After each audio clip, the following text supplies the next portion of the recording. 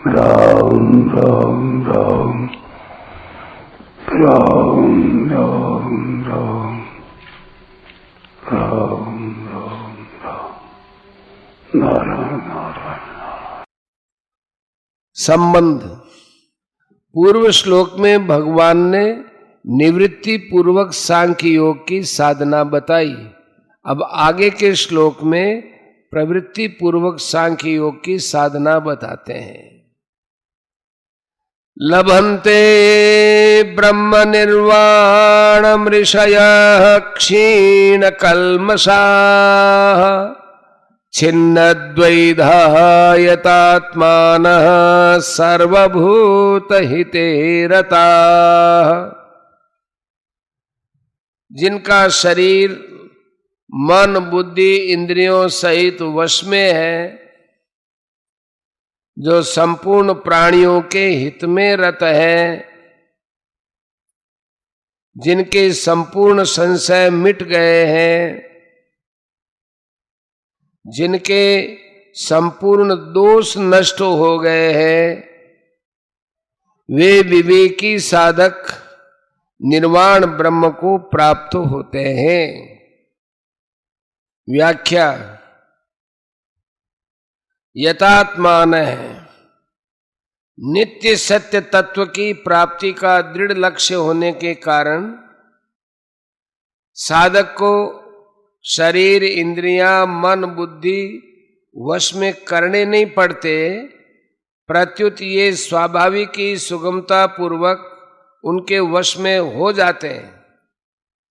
वश में होने के कारण इनमें राग द्वेषादि दोषों का अभाव हो जाता है और इनके द्वारा होने वाली प्रत्येक क्रिया दूसरों का हित करने वाली हो जाती है।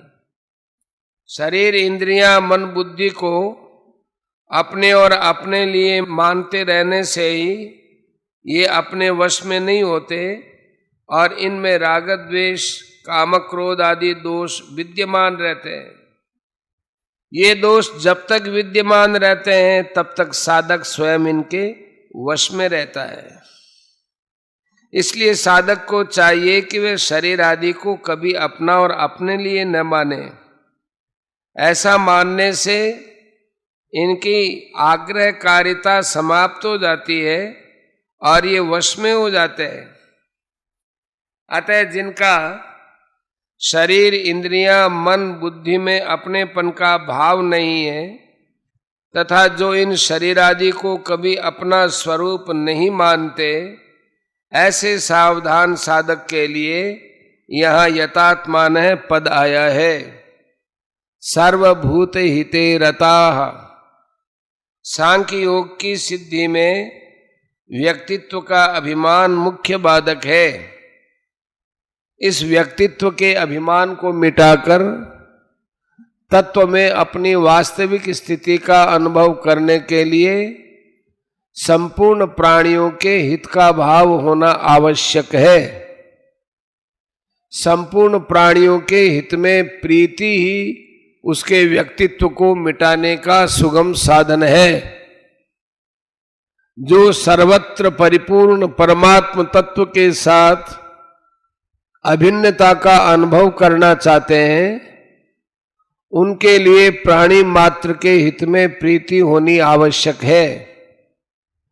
जैसे अपने कहलाने वाले शरीर में आकृति अवयव कार्य नाम आदि भिन्न भिन्न होते हुए भी ऐसा भाव रहता है कि सभी अंगों को आराम पहुंचे, किसी भी अंग को कष्ट न हो, ऐसे ही वर्ण आश्रम समुदाय साधन पद्धति आदि भिन्न भिन्न होते हुए भी संपूर्ण प्राणियों के हित में स्वाभाविक ही रति होनी चाहिए कि सबको सुख पहुंचे, सबका हित हो, कभी किसी को किंचित मात्र भी कष्ट न हो। कारण कि बाहर से भिन्नता रहने पर भी भीतर से एक परमात्म तत्व ही समान रूप से सब में परिपूर्ण है। अतः प्राणी मात्र के हित में प्रीति होने से व्यक्तिगत स्वार्थ भाव सुगमता से नष्ट हो जाता है और परमात्म तत्व के साथ अपनी अभिन्नता का अनुभव हो जाता है। छिन्नद्वैधाः, जब तक तत्व प्राप्ति का एक निश्चय दृढ़ नहीं होता तब तक अच्छे अच्छे साधकों के अंतःकरण में भी कुछ न कुछ दुविधा विद्यमान रहती है। दृढ़ निश्चय होने पर साधक को अपनी साधना में कोई संशय कि विकल्प भ्रम आदि नहीं रहता और ये असंदिग्ध रूप से तत्परता पूर्वक अपने साधन में लग जाते हैं।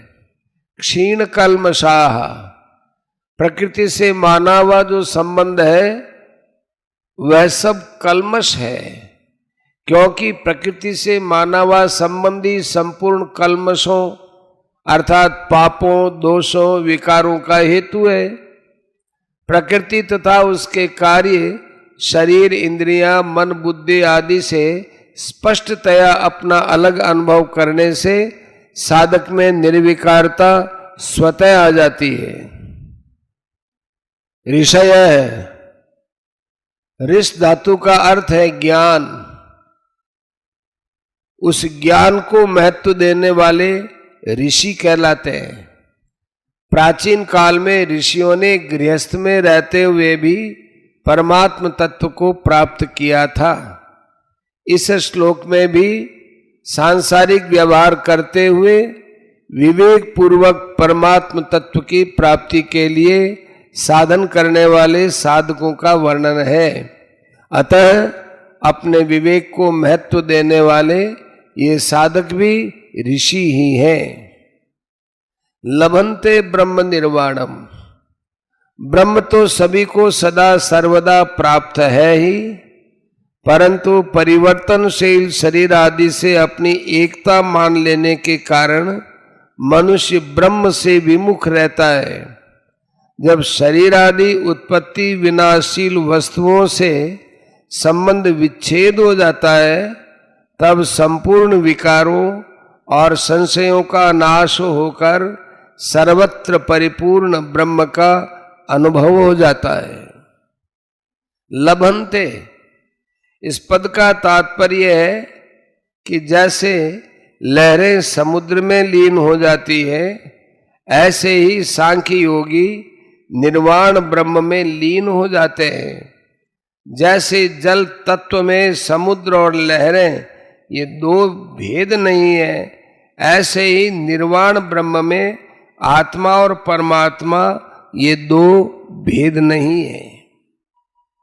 परिशिष्ट भाव, लोगों की दृष्टि में ज्ञान योगी दूसरों का हित करता हुआ दिखता है, इसलिए वह सर्वभूत हित रत प्रतीत होता है, पर वास्तव में वह दूसरों का हित करता नहीं है, बल्कि उसके द्वारा स्वतः स्वाभाविक दूसरों का हित ही होता है।